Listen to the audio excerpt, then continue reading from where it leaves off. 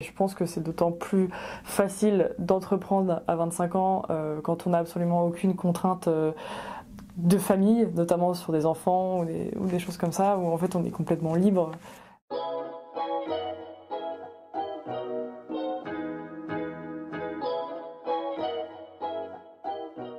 Donc je m'appelle Clotilde Duvernay, j'ai 26 ans, je suis pacsée, je suis issue d'une famille de 3 filles, j'ai une soeur jumelle et une petite sœur. J'ai fait toutes mes études en alternance, donc j'ai fait un DUT en fait en mécanique et production.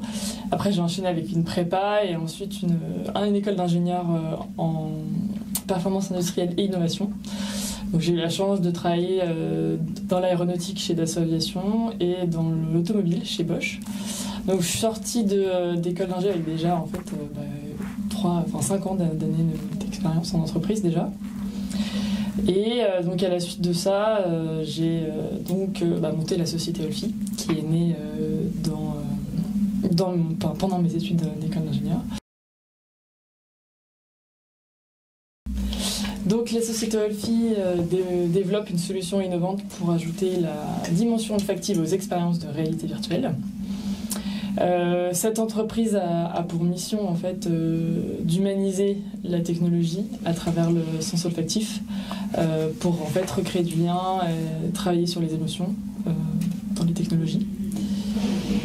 L'ambition de l'entreprise, c'est déjà de devenir la référence en fait en termes d'olfactif dans les technologies immersives. Et après, ça va être surtout de construire une société qui est autonome, rentable, à taille humaine déjà, dans un premier temps, ce serait quand même intéressant.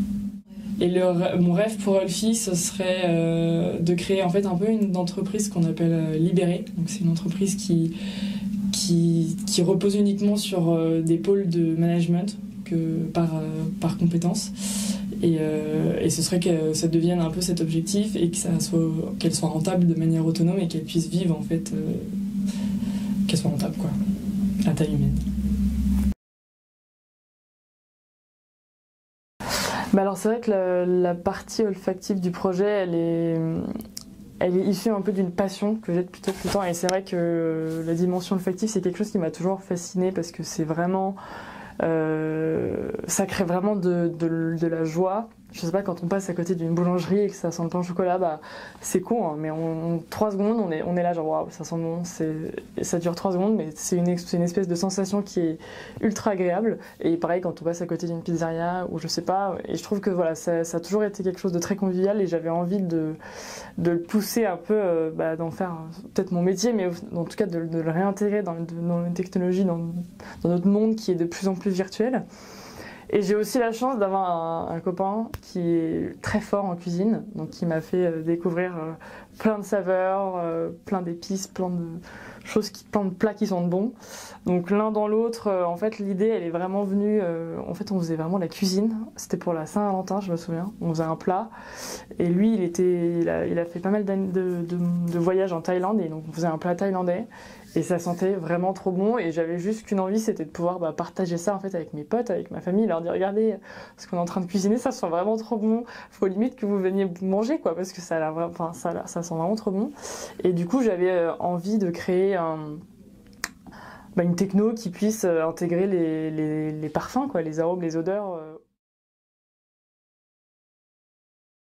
Le projet Olfi est né pendant mes études, pendant mon école d'ingénieur, où j'ai eu l'opportunité en fait de participer au programme Les Entrep en 2019. Donc c'est un programme sur 6 mois qui permet d'apprendre les grandes étapes de l'entrepreneuriat. On a des livrables assez conséquents. Je me souviens, on avait un business plan d'une 15aine de pages, une vidéo de présentation du produit à créer. Et pour y participer, il fallait qu'on soit 3. Donc il fallait créer une équipe. Donc j'avais eu la chance d'avoir 2 porteurs de compétences avec moi dans le projet, et on a développé Olfi comme ça, tout a commencé comme ça. Et on a été lauréat, donc à l'époque j'étais en Normandie, donc de la région de Normandie et de France en fait en 2019. Et c'est à la suite de ça, je me suis dit il y a vraiment un potentiel à développer ce projet. Et c'est pour ça que à la fin de mes études en 2020, je me suis lancée 100% dans la création de ce projet. Alors entreprendre, ça n'a pas forcément été une évidence tout de suite, parce que je suis quand même issue d'un milieu où mes deux parents sont ingénieurs, travaillent depuis 20 ans dans la même société, donc ils n'ont pas forcément ce goût-là de l'entrepreneuriat. Mais en fait, ce qui s'est passé, c'est que j'ai eu la chance de faire du coup 5 ans dans des grands groupes, donc que ce soit chez l'association ou chez Bosch. Du coup, en fait, de fil en aiguille, le projet Les Entrep est arrivé en fait grâce à le projet Olfi, grâce à Les Entrep est arrivé, et donc du coup je me suis dit c'est peut-être ça en fait ma première aventure que je vais créer, qui va me sortir un petit peu de ce travail, de ce monde de travail compliqué qui n'est pas pour l'instant fait pour moi, et c'est comme ça qu'est née mon envie d'entreprendre, mon envie de créer ma propre société à mon image et à mes valeurs. Moi, j'ai entrepris à 25 ans, donc en sortant des études, donc c'est vrai qu'on pourrait avoir tendance à se dire mince, elle est peut-être un peu jeune, en tout cas dans son expérience, elle n'a pas forcément les épaules pour gérer une entreprise. Et en fait,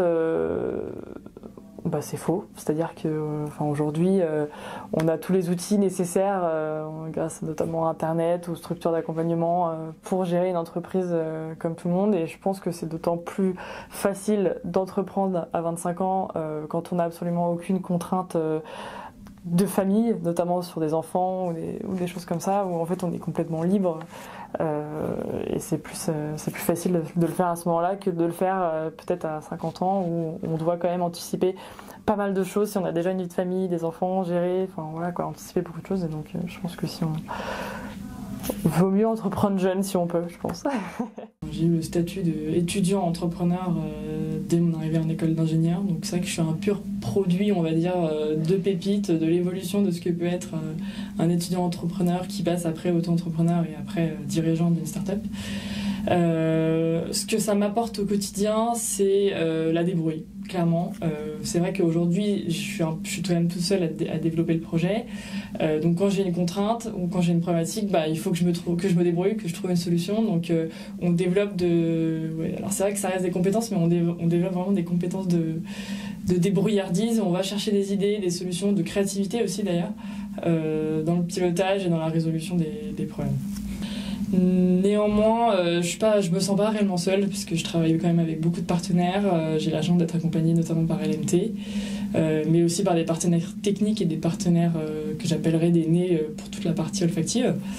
Donc voilà, j'ai pas du tout l'impression de travailler tout seul. Et par contre, du coup, ce que je fais au quotidien, c'est que je chapeaute un peu tout ça, quoi. C'est-à-dire qu'il y a une grosse partie développement de produits, production, une grosse partie développement technique, mais plus réalité virtuelle, software.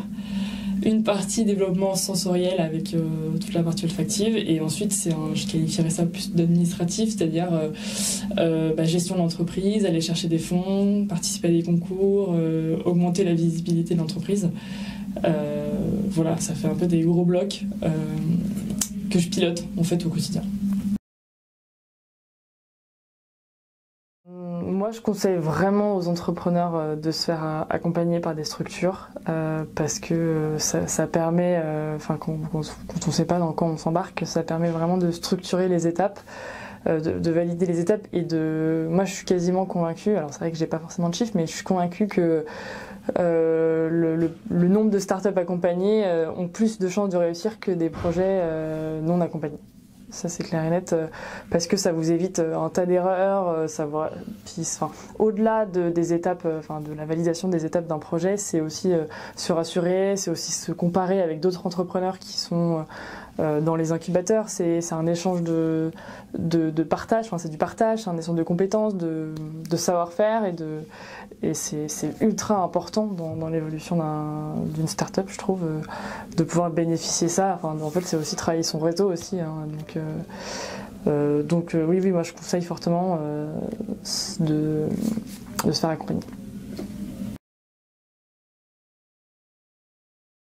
Le livre qui m'a beaucoup inspiré, c'est Oser entreprendre de Alexandre Marx, parce que du coup, il explique très simplement les grandes étapes de l'entrepreneuriat, comment démarrer en fait un projet, démarrer d'une idée, puis vers un projet, puis vers une entreprise, et c'est très, je dirais pas ludique, mais presque, et donc du coup, je trouve que ça rassure aussi pour ceux qui ont vraiment envie de se lancer dans l'entrepreneuriat.